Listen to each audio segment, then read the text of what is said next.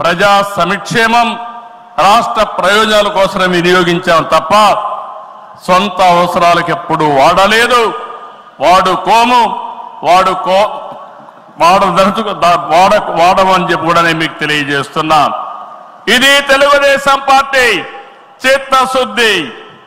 మన పార్టీ విధానాలు, మన ఆలోచనలు దేశంలో రాజకీయ పార్టీలకి బ్లూ ప్రింట్గా నిలిచాయి.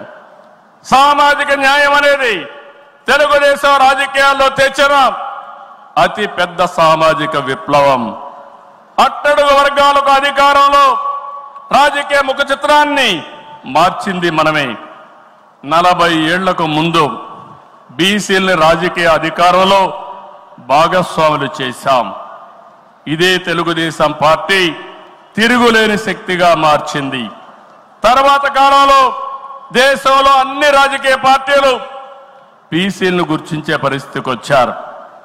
సంస్థాగతంగా దేశంలోనే ఒక బలమైన పార్టీ మన పార్టీ, ఒక ప్రాంతీయ పార్టీగా పుట్టి కోటి సభ్యత్వాల్ని 45 రోజుల్లో పూర్తి చేసిన ఏకైక పార్టీ తెలుగుదేశం పార్టీ.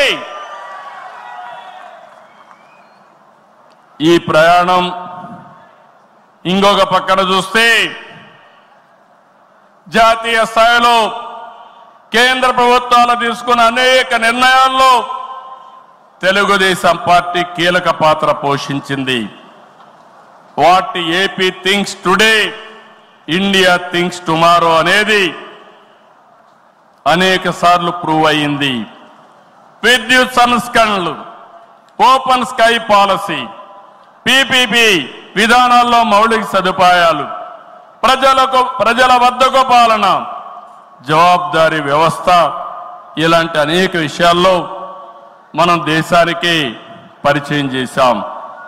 ఈ ప్రయాణం మరింత గొప్పగా సాగాలి. ప్రస్తుత టెక్నాలజీ యుగంలో ప్రజల అవసరాలకు అనుగుణంగా పార్టీ విధానాల్లో నూతనత్వాన్ని తీసుకొద్దాం.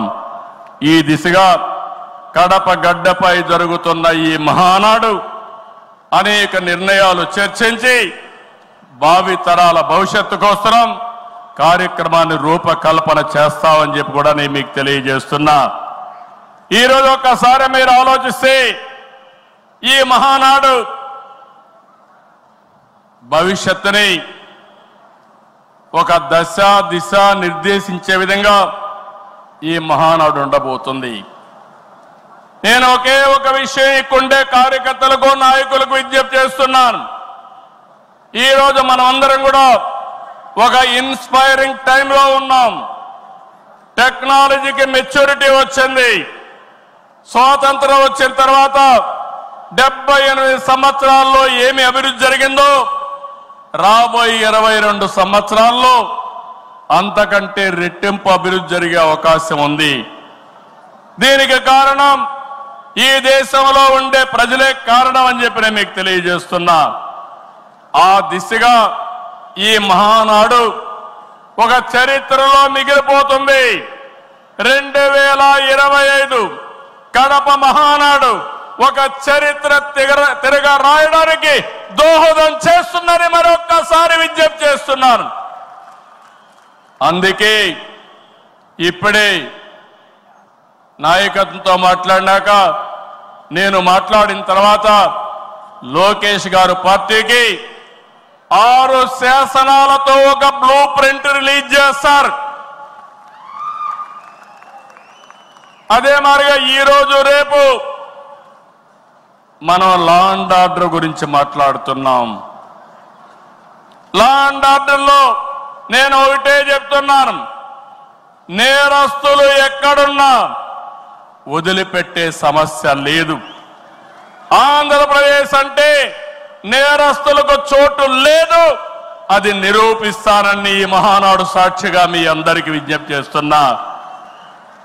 ఇంకో పక్క నదుల అనుసంధానం, పోలవరం పూర్తి చేసి జలహారతి ద్వారా ప్రతి ఎకరాకు నీళ్లిచ్చి తెలుగు ప్రజల రుణం తీర్చుకునే విధంగా తీర్మానాన్ని పాస్ చేయడమే కాకుండా ఆచరణ చేస్తాం. భవిష్యత్తులో వచ్చే గ్రీన్ ఎనర్జీ, అదే మరి గ్రీన్ హైడ్రోజన్, అదే మరిగా అనేక ఇండస్ట్రీస్ని నాంది పలుకుతాం.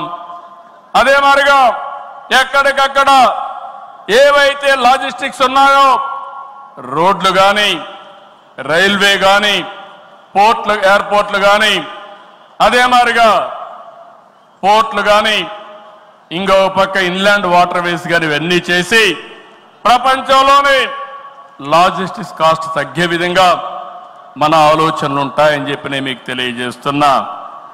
ఇంకో పక్కన మీరు చూస్తే ఆ రోజు నేను హైటెక్ సిటీతో హైదరాబాద్ లో ఐటీ ప్రారంభించాను. ఈ మహానాడు ద్వారా, క్వాంటమ్ వ్యాలీ ద్వారా ఆర్టిఫిషియల్ ఇంటెలిజెన్స్ కూడా ప్రాధాన్యత ఇచ్చి తెలుగు జాతిని ముందుకు నడిపిస్తామని చెప్పి నేను మీకు తెలియజేస్తున్నా. ఇంకో పక్కన ఇటీవలే స్వర్ణాంధ్ర విజన్ డాక్యుమెంట్ తయారు చేశాం. కేంద్రం ప్రధానమంత్రి గారి నాయకత్వంతో వికసిత్ భారత్ తయారు చేస్తే మన రాష్ట్రం విజన్ డాక్యుమెంట్ కింద స్వర్ణాంధ్ర 2047కి తీసుకొచ్చాం. మీరు ఒకసారి చూస్తే 2.4 ట్రిలియన్ యుఎస్ ఎకానమీ ధ్యేయంగా పెట్టుకుని ప్రతి ఒక్కరి ఆదాయం 55 లక్షల రూపాయలు ఉండేట్టుగా దాని కార్యక్రమం రూపకల్పన చేశాం. మన సంకల్పం ఒకటి, వెల్తీ, హెల్తీ, హ్యాపీ సొసైటీ మన విధానం. అందరికీ జీవన ప్రమాణాలు పెరగాలి, జీరో పావర్టీ మన సిద్ధాంతం. 2047కి జీరో పావర్టీ సాధించి దేశానికి ఒక దిశ నిర్దేశిస్తామని చెప్పి నేను మీకు తెలియజేస్తున్నా.